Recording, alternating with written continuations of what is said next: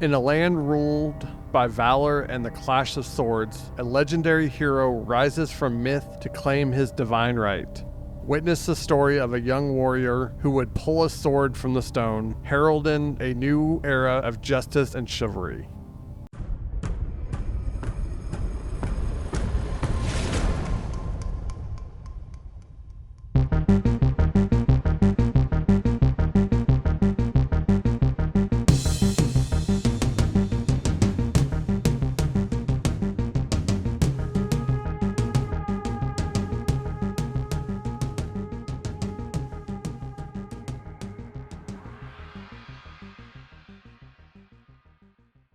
Welcome to another episode of All Things Mysterious, the podcast where the realms of true crime, the supernatural, and the unexplained converge. I'm your host, Matt. I'm Jordan. Let's dive right in.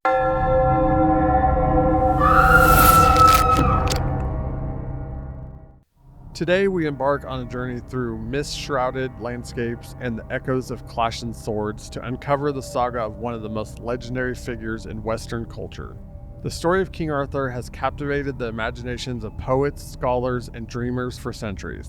It's a tale woven from the threads of myth and reality, set in a time when heroic deeds and magical wonders were as real as the ground beneath our feet.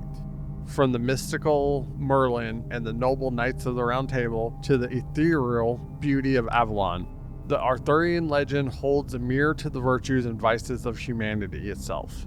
But what is it about this particular king and his band of knights that continues to resonate so deeply with us?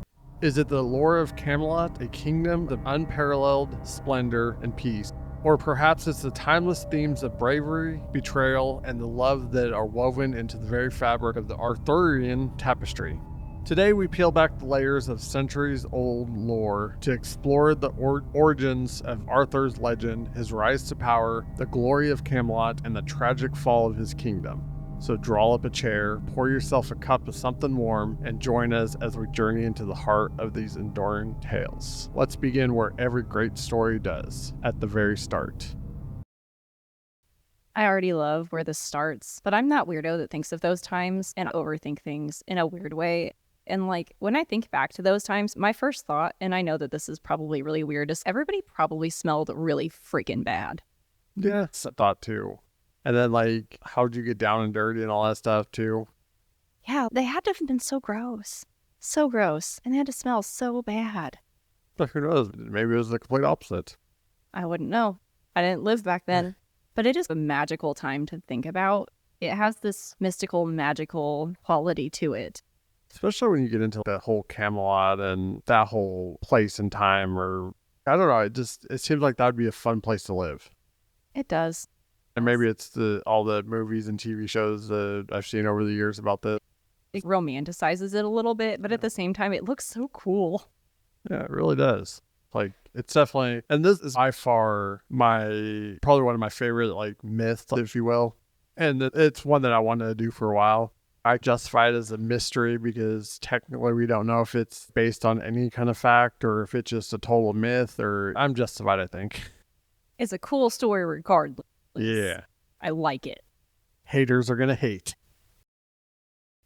Our tale begins in the murky depths of history where fact and folklore are intricately entwined. The figure of King Arthur, as we know him today, emerges from a tapestry of Celtic myths, historical battles, and literary masterpieces. But who was Arthur really? A formidable warlord? A mythical hero conjured from the mist of time? Let's delve into the origins of this king. Arthur's earliest mentions trace back to ancient Welsh poetry and chronicles where he is not yet a king, but a formidable warrior. Not yet a king, but a warrior. In these texts, his feats are superhuman, his presence on the battlefield almost divine.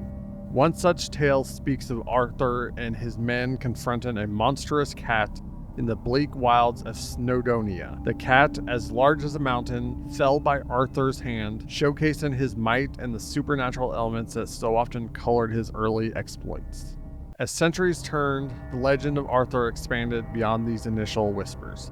Historians and bards from across Britain and beyond began stitching these fragments into a grander narrative.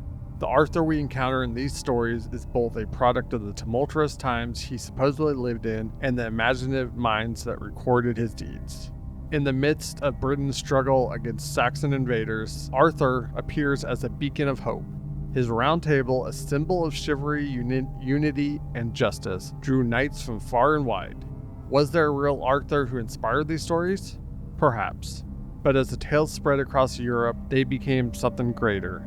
A canvas for exploring themes of heroism, leadership, and morality. By the time the medieval romancers took up their quills, Arthur's story had been transformed yet again. Now he was not just a Celtic hero, but a Christian monarch.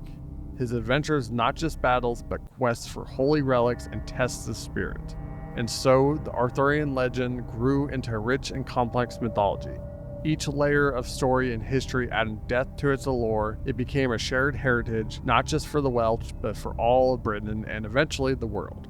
Arthur's story, in all of its forms, challenges us to wonder how much of our history is defined by the heroes we choose to celebrate.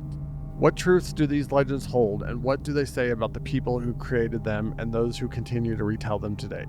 These are questions that perhaps have no easy answers, but in the asking, we keep the legend alive. I actually didn't know that this tale went through so many transformations. Oh yeah, a lot. And of course, once Christianity got a hold of it. That's what they do. But no, I really didn't know that. I know the basic version of the tale that we know today, but I didn't have any idea that it went through all of these various changes. Now, I knew it was old, obviously, but original Arthur sounds pretty freaking cool. A cat as big as a mountain? Can you even imagine that? Just thinking about that. My smallest house cat, his name's Remy, he's a murder cat. He once trapped me in my kitchen for 30 minutes because he was going to kill me. And he's 8 pounds. 8, okay? It's big. No, he's tiny. He's little. I have a 20-pound cat at home. His name is Little Man. I thought most cats were like 1 or 2 pounds. No, you're way off. Its average house cat size is like 10 pounds, probably. I don't like cats, so. You're weird. No. But just imagine, like, a cat the size of a mountain. I feel like that's definitely exaggerated, but at the same time, like, that's freaking huge. When I was doing the research on this and compiling it, the one thing that Arthur kind of reminded me of is Hercules. I was thinking the same thing. Got, like, Hercules feels to it. And that's one thing, like, about all these mythologies, like, especially Greek, Roman, even Norse. A lot of these all have the same elements. And I'm going to piss a lot of people off, but it even has a lot of elements of Christianity. Well, it all comes from that same line of thinking, honestly, so that shouldn't surprise anybody. Because all these characters have multiple versions of each, like Zeus, and then Jupiter in Roman mythology, Odin in Norse mythology. They're basically all the same character. And then you got Hercules, a lot like Thor. Oh, very similar. They're all very similar in their character. That, to me, it seems like obviously a lot of these are just borrowing from different mythologies. And I think that's where a lot of the Arthur legend came from, trying to borrow from other religions or mythologies. Because you got the Knights of the Round Table. If I can get away with it, I'll probably be doing a lot of mythology on this channel because I love mythology. We do stuff about myths and mysteries, so you go right for it. Because I happen to love mythology, and I'm not the best at saying their names either, so have at it. Yeah, that's going to be a fun time trying to pronounce their names. So I think everybody will have a good time. Straight, because I'm also not great at that, because they're confusing. They really are. And then they're confusing because they're similar and then they're different. Exactly. They're all so alike. Trying to keep them all separate. I don't even know.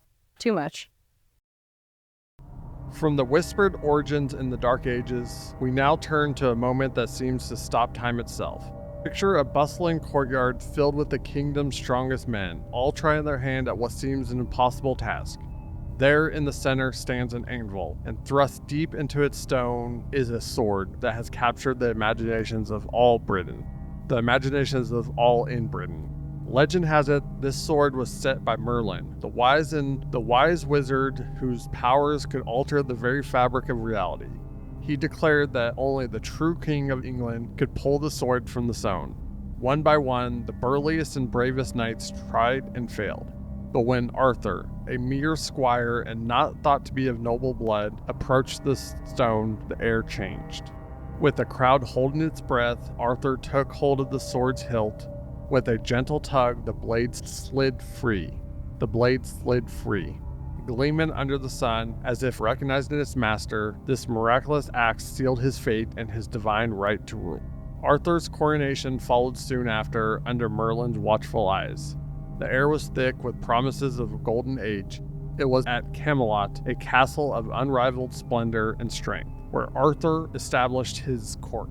Camelot wasn't just a place, but a symbol of Arthur's ideals: justice, bravery, and chivalry. It was here that the fabled Round Table was introduced, a gift from Merlin. This wasn't any ordinary piece of furniture, but a symbol of equality where no head sat higher than another. Around this table, knights such as the valiant Sir Lancelot and the loyal Sir Gawain and the pure Sir Galahad gathered.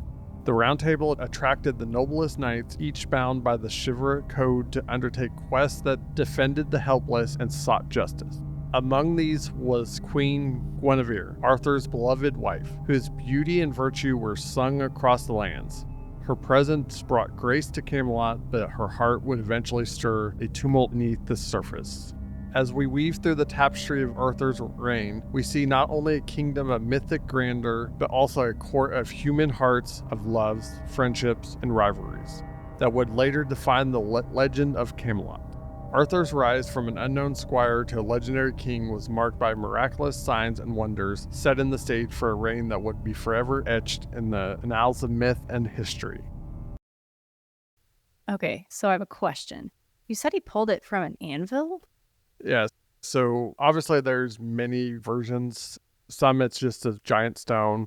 Some it was an anvil. Some, I think, were even it was stuck in the ground. I wondered. Because I was like, I've always heard it was pulled from a stone. The sword in the stone. So the earlier myths seem to all agree that it was an anvil. Interesting. The sword and the anvil doesn't really sound good. It doesn't make sense. I think what happened was they made the sword and then they just stabbed it through the anvil, which really would be no different than stabbing it through a giant stone, to be honest. That's fair. I just feel like it would really suck for the sword. Yeah, but this is a magical sword too. Touché. Magic changes things. Yeah. Merlin stuck it in himself, so for all we know, he turned the friggin' anvil to liquid for a second and stuck it in there, and then it just hardened around it. That's fair. I don't know, though. I always did kind of wonder that, like, how exactly did that work? But also, I never really thought about magic. See, and then the Lady in the Lake, which is the later versions, seems to be the later editions of the story, which I think, honestly, that's probably the better story. But from what I can tell, at least, the kind of the older myths of Arthur was it was just in the middle of the courtyard, an anvil with a sword in it. And knights from all over came to try to pull the sword, and Arthur was the only one that could. I mean, that makes sense. It just was like, wait, I really love the idea of the Round Table, though, and where that comes from. Yeah. And that's what I really like about this story. In that time, kings were very regularly making sure that people understood that they were in charge. Right. And so now there's this table where nobody has the hierarchy. Yeah, at this table, everyone was equals, which is really freaking awesome. I think that they use that kind of as symbolic to show that he wasn't like other kings. What we all know is you may be able to have one person rule, but they need an army behind them to rule. And instead of hiding that fact, Arthur kept that out in the public eye. I really like that. Very respectable. 10 out of 10. Will recommend. And the other thing that I want to say is it's always a hot girl who ruins everything. You're not wrong, though. Even in just books that I read, it's still accurate. It always is, though. And I feel sorry. She gets a bad rap in this whole story. It's not just Arthur and Sir Lancelot. She essentially tears apart the whole kingdom, at least according to the story. And I think that's just a little harsh. Maybe a little bit, but at the same time, you go, girl. Tear it all apart. Tear it to pieces. You tear apart the magical kingdom that's backed by the great Merlin. Girl power. Sorry. In the heart of a lush green valley, surrounded by towering walls and spires that reach towards the heavens, lies Camelot. Under King Arthur's rule, this castle became more than stone and mortar. It became a beacon of hope and the very embodiment of chivalry. Here, knights and nobles lived not for personal glory, but for the greater good, bound by vows to seek justice and protect the innocent. Imagine the great hall and its long tables filled with knights discussing their next quest. The walls adorned with the banners of both the humble and the highborn. At the center of it all, the round table. A massive circular table that was said to have no head, symbolizing that all who sat there were equals in Arthur's eyes. It was here that the quest for the Holy Grail began, a sacred mission that would test the virtues of the bravest knight. The Grail, a mystical object of unparalleled significance, was believed to bring eternal blessing to the land and its people, but only the purest of heart could ever hope to lay eyes upon it.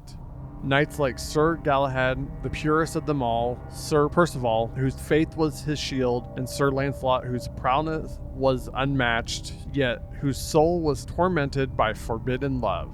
Their adventures took them through enchanted forests, into battles with dragons and specters, and to the very edges of the known world. But life in Camelot wasn't solely about the thrill of adventure.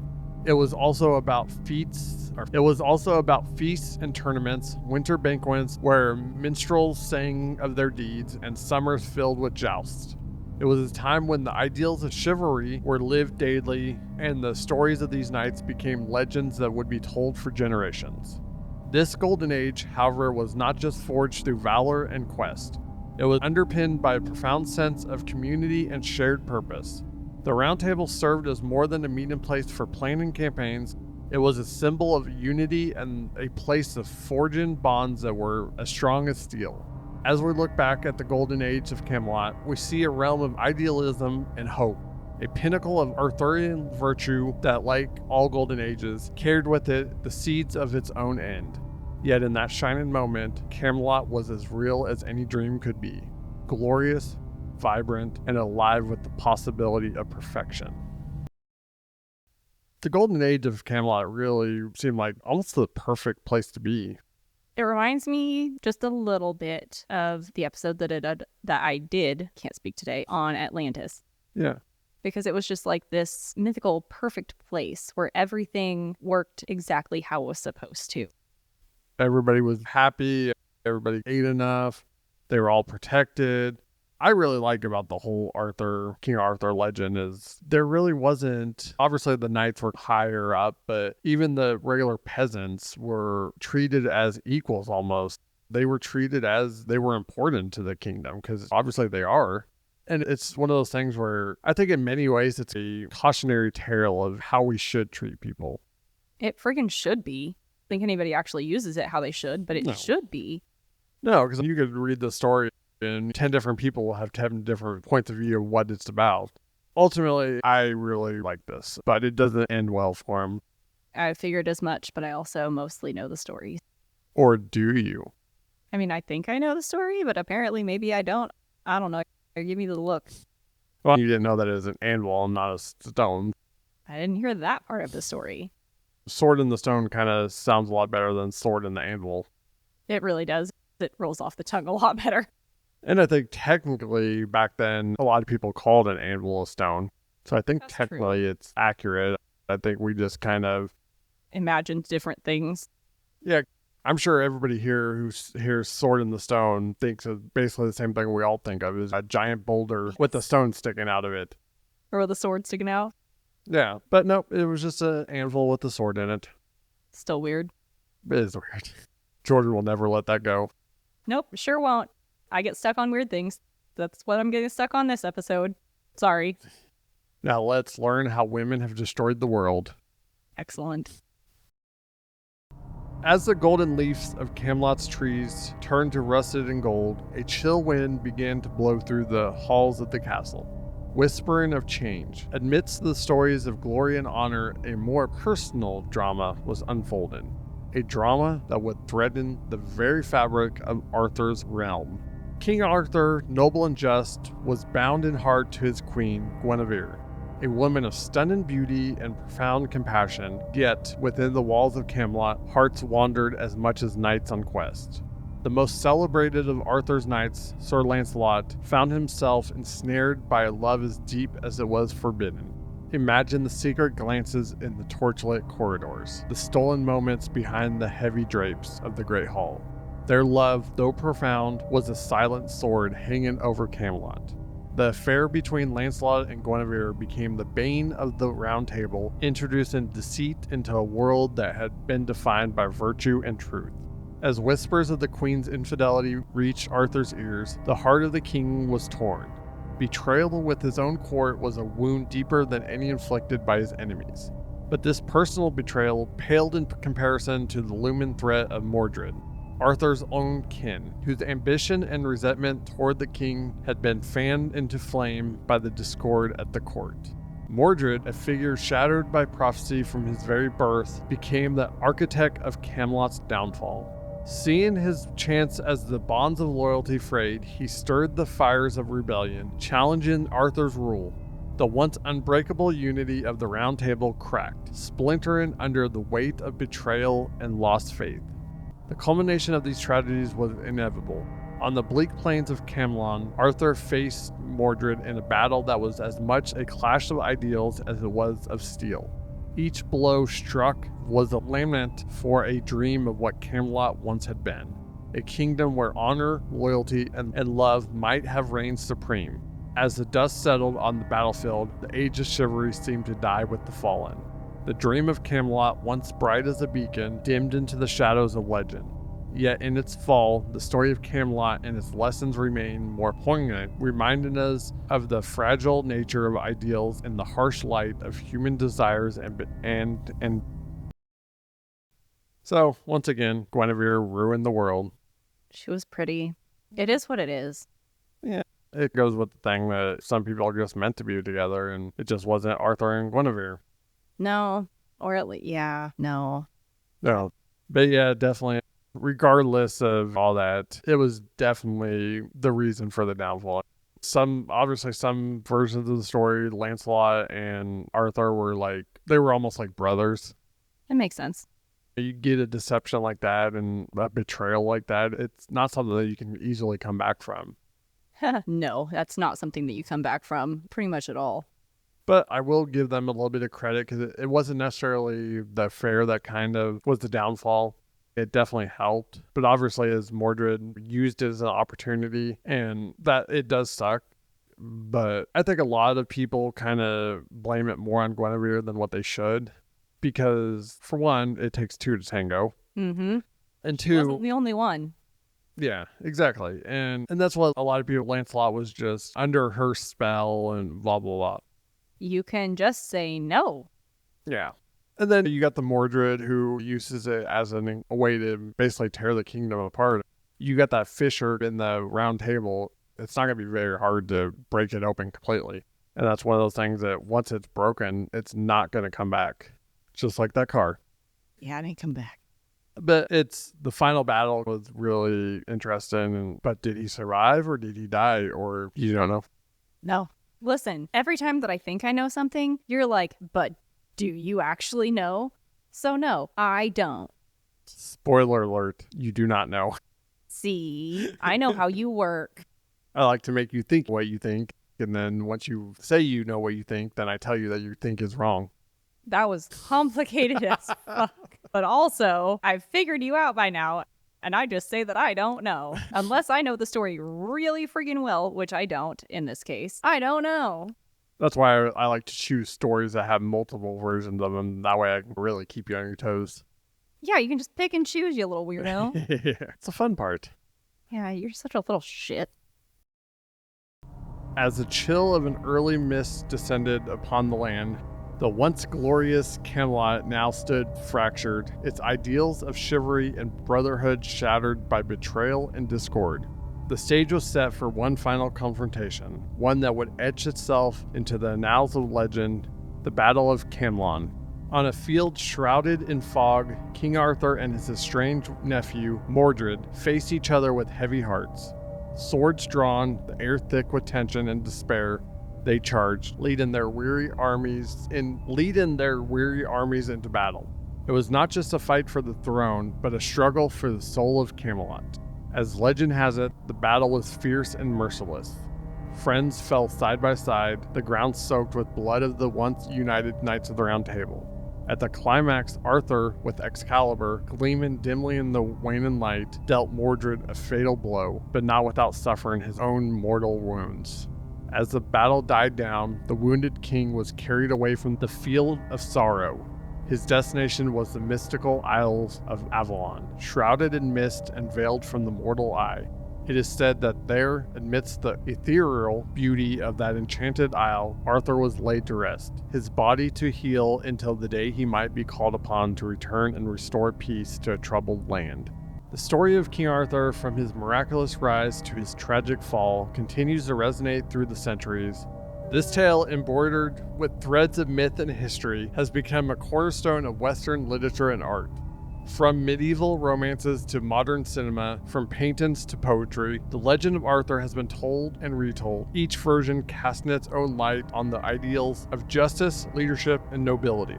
Arthur's sword, Excalibur, his noble knights, the great Merlin, and the quest for the Holy Grail. These elements have inspired countless works, each exploring the complexities of heroism and morality. The story of Camelot urges us to dream of what might be possible when the highest ideals are pursued with a pure heart. Perhaps this is why the legend of King Arthur will never truly die. It lives on as a beacon for those who seek to uphold righteousness in the face of overwhelming odds. It serves as a reminder that sometimes, even in defeat, there is a victory in striving to embody the virtues we cherish. As we draw the curtains on our journey through the Arthurian legend, we reflect on the power of stories to shape our morals, our dreams, and our very understanding of heroism. King Arthur may have departed to Avalon, but his legacy endures, as immortal as the ideals he stood for. So yeah, he died, or did he? They also were like, he will come back. Who does that remind you of? Right. That's what I'm saying. Like, a lot of these mythologies, and if you just look at them all Objectively, Yeah. I guess. Yeah, that's the best word, I think.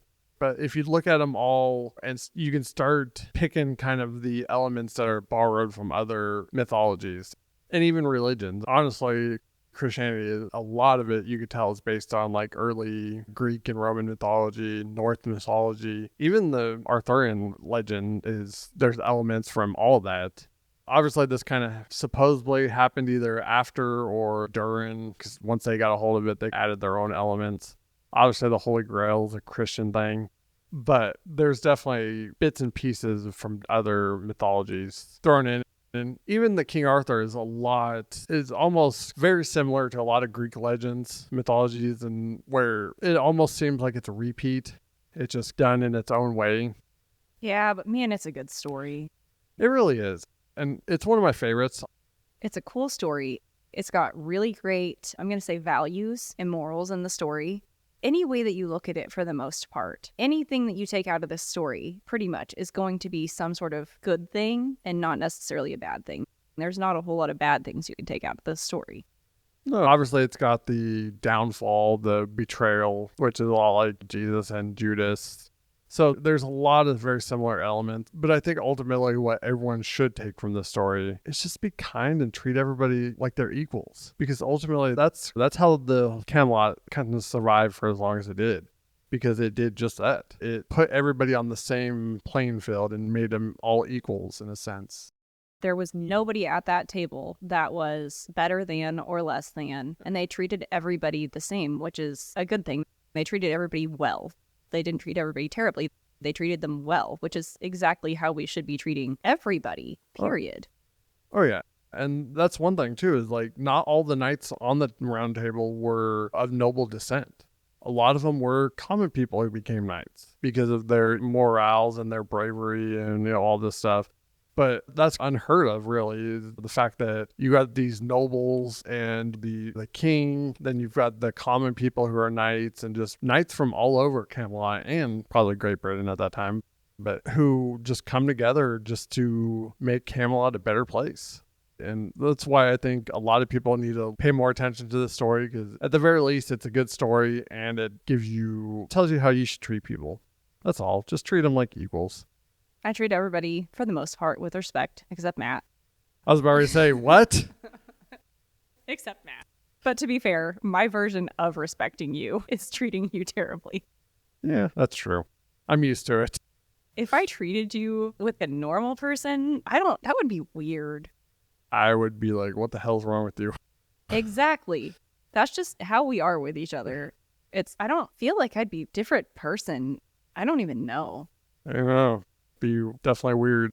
I didn't yell at you for all of one day. I don't even know what I'd do with myself. I know. I would think we're like in a parallel universe or something. It's most likely what happens. Just think there probably is a parallel universe where you're actually nice to me. This is nice. This is my version of nice to you. When I see it, I'll be sure to let you know how I feel about it. This is my version of nice. Your version sucks. As our journey through the mists of Avalon come to a close, let's reflect on the path we traveled today. From the mysterious origins of King Arthur and the ancient chronicles of Welsh poets, through his miraculous rise to power and the establishment of Camelot, and the subsequent fall of his kingdom, we've traversed a landscape rich with heroism, betrayal, and timeless wisdom. We've witnessed the magnetic pull of the sword from the stone, the camaraderie and the ideals of the Round Table, and the dramatic entanglement of love and loyalty that tested the bonds of Camelot's noble knights. Each segment of Arthur's story, from the quest for the Holy Grail to the tragic battle of Camlann, reveals layers of myth interwoven with historical echoes, shaping a legend that endures through the ages. Why, then, does the legend of King Arthur continue to captivate and inspire? Perhaps it's because these stories offer more than mere entertainment. They serve as a mirror reflecting our own struggles and aspirations. In Arthur, we see the embodiment of ideal leadership, tarnished yet striving ever toward nobility. In his knights, we find the complexities of human emotion, valor, and virtue grappling with fragility and failure. As we bid farewell to the world of Camelot for now, let us carry forward the lessons learned from these ancient tales. They remind us that every one of us has the potential to pursue greatness, to fight for justice, and to lead with integrity, even in the face of overwhelming odds. I leave you with this question to ponder. If you were a knight at the Round Table, what virtues would you champion and what quests might you undertake? Share your thoughts with us in the comments below. We love hearing from our listeners and delving deeper into these discussions together.